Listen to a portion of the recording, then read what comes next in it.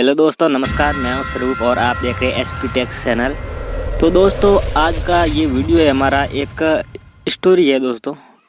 तो दोस्तों, आज के इस वीडियो में मैं आपको एक बहुत ही ज्ञानवर्धक पुरानी रीति रिवाज की एक बहुत ही अच्छी बात है और इसे आप मारवाड़ी में कहानी भी कह सकते हैं दोस्तों।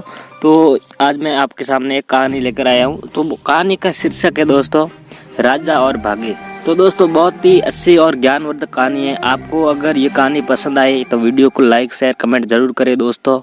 और चैनल पर आप पहली बार विजिट कर रहे हैं तो चैनल को सब्सक्राइब कर बेल आइकन जरूर दबा दो दोस्तों। तो शुरू करते हैं आज की इस कहानी को। तो नमस्कार दोस्तों, आपका स्वागत है आज की इस कहानी में। और यह कहानी आपको बताएगी कि एक ही वक्त पर पैदा हुए दो बसों का भाग्य अलग अलग कैसा होता है। यानी कि अगर एक ही वक्त पर दो इंसान पैदा होते हैं या दो भाई पैदा होते हैं तो एक भाई का आचरण कुछ अलग होता है, एक भाई को कुछ अलग ही दुनिया मिलती है। तो दोस्तों, यही सवाल एक राजा के मन में आया और राजा ने भरी सभा में, जहाँ पर बड़े बड़े विद्वान बैठे हुए थे, उन सभी से एक ही प्रश्न किया कि आप मुझे ये बताइए कि एक ही समय पर पैदा होने वाले बसों का भाग्य अलग अलग कैसे होता है। उन्होंने बताया कि जिस वक्त मैं पैदा हुआ उस वक्त अनेकों बच्चे पैदा हुए थे, तो मेरे ही भाग्य में राजा बनना क्यों लिखा हुआ था। एक विद्वान बीच में से खड़ा हुआ और उन्होंने कहा कि इस बात का जवाब आपको यहाँ से कोसों दूर पहाड़ी पर एक साधु रहता है और वह आपको बता सकते हैं। वह महात्मा तपस्या करते हैं, वह बता सकते हैं आपको कि एक ही वक्त पर पैदा हुए बसों का भाग्य अलग अलग कैसे हो सकता है। अब राजा के मन में उत्सुकता थी सब कुछ जानने की और राजा वहाँ से चले गए।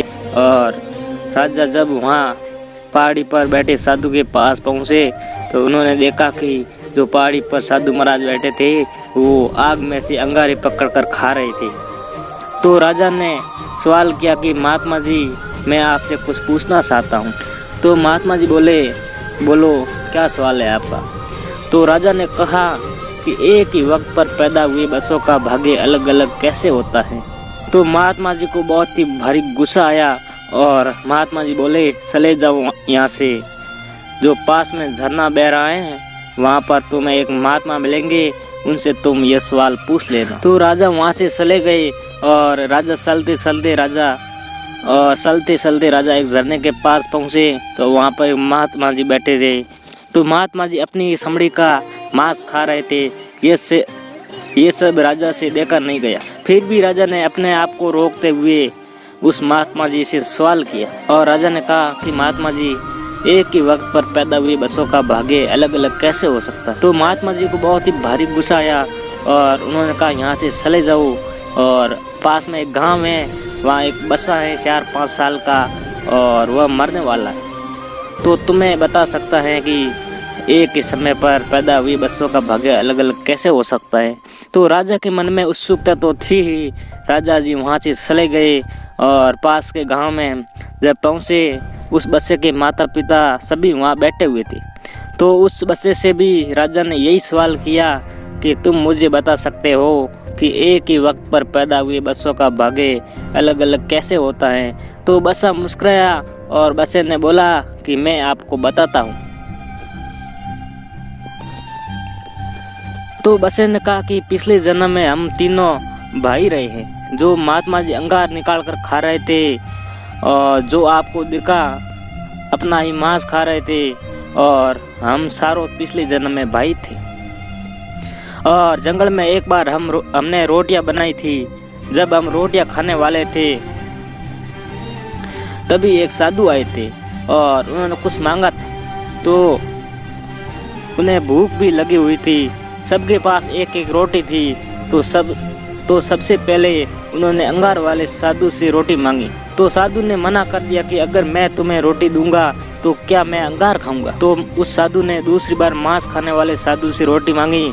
तो उन्होंने कहा कि मैं क्या मांस खाऊंगा, और मैंने भी मना कर दिया कि मैं तुम्हें रोटी नहीं दे सकता। और सोते तुम थे कि तुम्हारे पास एक रोटी थी और तुमने आधी रोटी उन महात्मा को दी और उन्होंने अपना पेट भरा, और हम सब बाकी को श्राप मिला और तुम्हें आशीर्वाद मिला। तो मरम की बात यह है कि आपके आज के जो अच्छे कर्म है उसका नतीजा आपको आगे के जन्मों में मिल सकता है। आप क्या करते हैं? तो दोस्तों यही एक कारण था, वह राजा था। और राजा के मन में जो सवाल घूम रहा था कि एक ही वक्त पर पैदा हुई बसों का भाग्य अलग अलग कैसे हो सकता है, तो उसका ये जवाब उस राजा को मिल चुका था।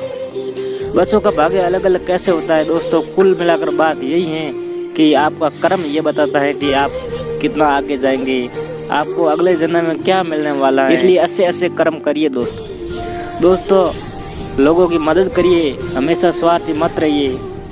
दोस्तों मुझे यही उम्मीद है कि यह कहानी आपको बहुत ही अच्छी लगी होगी। अगर आपको इस कहानी से थोड़ी भी शिक्षा मिली है तो इस वीडियो को ज़रूर दोस्तों लाइक शेयर कमेंट करें, और चैनल पर पहली बार विजिट कर रहे हैं तो चैनल को सब्सक्राइब करके बेल आइकन को ज़रूर दबाएं दोस्तों। और आपका कीमती समय, और आपने यहाँ तक अपना कीमती समय दिया, इसलिए आपको दिल से शुक्रिया दोस्तों।